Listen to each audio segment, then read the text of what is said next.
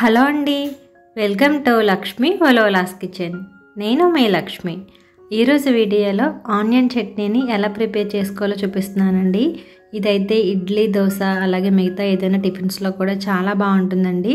And చాలా ఈజీగా చేసేసుకోవచ్చు. సమ్మర్లో కూడా బాడీకి బాగా చలవ చేస్తుంది అనమాట. సో మరి ఎలా చేయాలో చూసే ముందుగా వీడియోకి లైక్ చేసేయండి.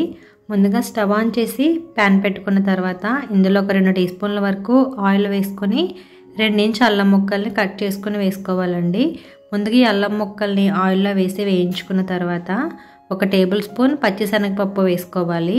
అలాగే 1 టేబుల్ స్పూన్ పొట్టిమినపప్పు కూడా వేసుకుని 1 టీ స్పూన్ జీలకర్ర కూడా వేసి ఇవన్నీ కూడా ముందుగా వేయించేసుకోవాలి.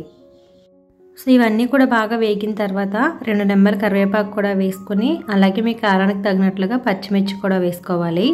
ఆనియన్ చట్నీకి పచ్చిమిర్చితో అయితే చాలా బాగుంటుందండి.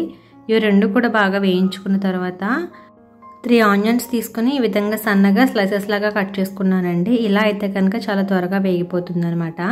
తర్వాత 1 టీ స్పూన్ ఉప్పు వేసుకుని కలుపుకుంటూ ఆనియన్స్ని బాగా వేయించుకోవాలి. ఇలా మొత్తం అంతా కూడా బాగా కలుపుకున్న తర్వాత మూత పెట్టేసుకుని మీడియం ఫ్లేమ్లో మగ్గించుకుంటే చాలా త్వరగా మగ్గిపోతాయండి.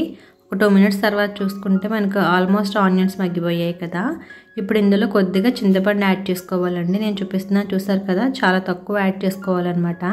ఇది వేసుకుంటే చట్నీకి చాలా మంచి రుచి వస్తుంది. ఒకవేళ ఇలా చింతపండు వేయడం ఇష్టం లేదు, పడదు అనుకుంటే కనుక ఒక టమాటోని కట్ చేసి వేసుకున్నా కూడా మనకు టేస్ట్ చాలా బాగుంటుంది. చింతపండు వేసుకుని కలుపుకున్న తర్వాత స్టవ్ ఆఫ్ చేసేసుకుని పూర్తిగా చల్లార్చుకోవాలండి. అలా చల్లారిన తర్వాత ఇదంతా కూడా మిక్సీ జార్లోకి తీసుకుని కొద్దిగా వాటర్ వేసుకుంటూ నేను చూపిస్తున్న విధంగా గ్రైండ్ చేసుకోవాలి.